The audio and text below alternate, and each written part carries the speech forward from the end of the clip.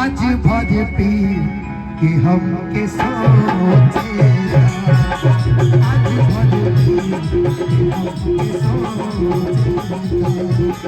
सीख ले हम कम के दिल के धारे के, सीख ले हम कम के दिल के धारे के। आज भर हम के तो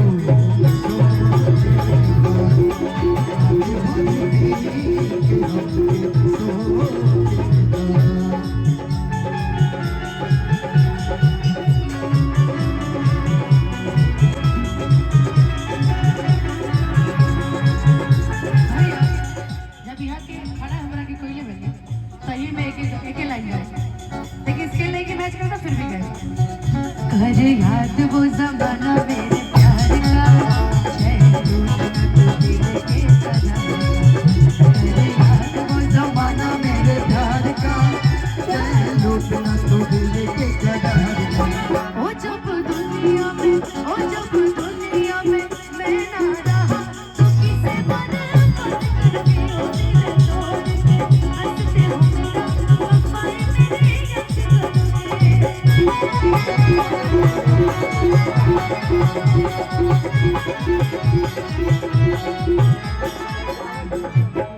लाइन बड़ी प्यारी है।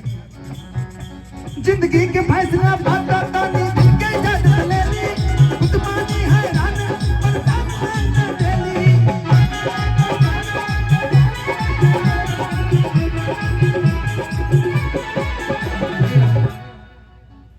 कि जिंदगी के फैसला बाता तानी दिल के इजाजत ले ली, खुदबानी हैरान न करा परसन हमारा के डेली डेली।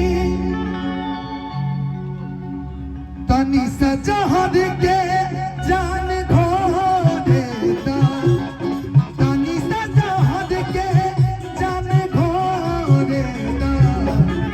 आज भर पी कि हम के सोचेगा, आज भर पी कि हम के सोचेगा।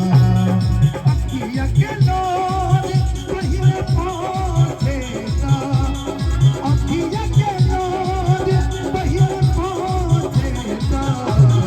आज भर पी कि हम के सोचेगा, आज भर पी कि हम के सोचेगा।